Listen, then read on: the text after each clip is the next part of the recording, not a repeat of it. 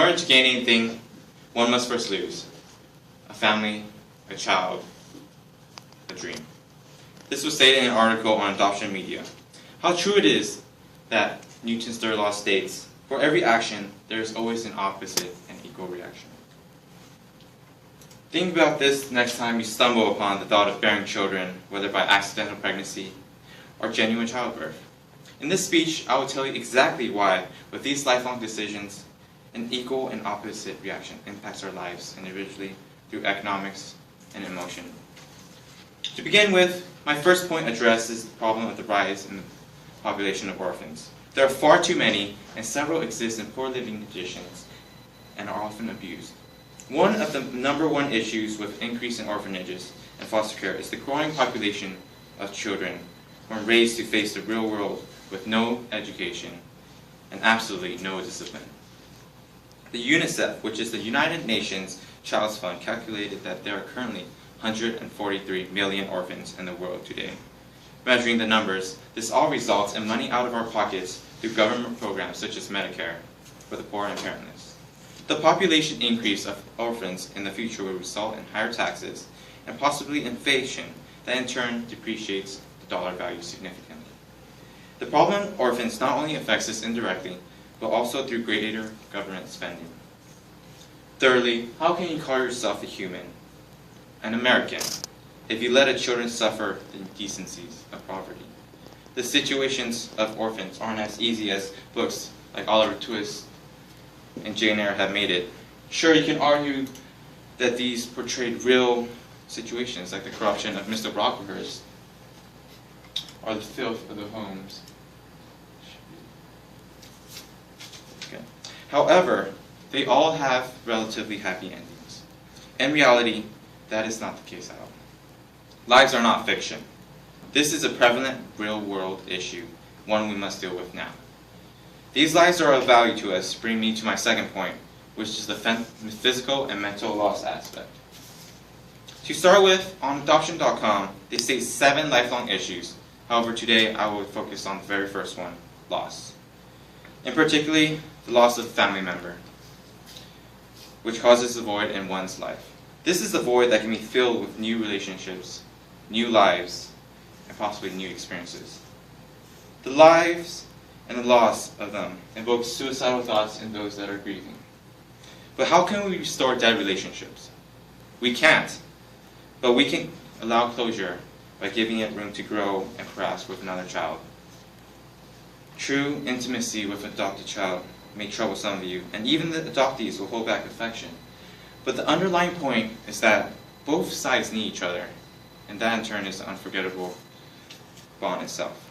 My last point is the ridiculously high rise in crime rate due to the growth of teenagers and children in faulty institutions. The concentration of juvenile delinquency most likely rests with children of prenatal ages that have suffered through mental and physical abuse. A study by Lucien Bovet in 1950 research of the psychiatric aspects of juvenile delinquency explains that, in reality, it is here, in the home, that the prevention of broken families by the desertion of the husband or wife can be prevented. Adopting leaves fewer children on the streets that will likely be in jail before they reach the age of 18. Just as an example found on the Ministry of Education of the Russian Federation, the statistics of children after leaving their orphanages show that 50% fall into a high-risk category, 40% commit crimes, 40% become drug users, and 10% commit suicide. This is also confirmed by ex-CIA, an anti-terrorist organization member I conversed with on a plane a month ago, which he explained to me that the causes of terrorism in the U.S. are primarily caused by domestic issues in which children are raised in a single-parent household. The causes can be seen today through instances such as the Boston Marathon bombing. Now that I've proved the problem, let's look at a solution. In order to remedy the surplus of orphans, I suggest we adopt internationally, increasing diversity and acculturation in our society. Killing 2 birds with 1 stone, international adoption extrapolates our powers to save a child, an innocent, pure child that can have a family, a home, and possibly a life away from sweatshops and thievery. Each country has their own requirements for adoption, such as prospective parents' age, marital status, number of children at home, and income. In a similar case, domestic adoption also has strict requirements. You must pass a background check and fingerprint check. However, considering the cost of going through those processes, such as surrogacy and extensive adoption, to find your dream child, instead, you could adopt from foster care for tiny to no cost.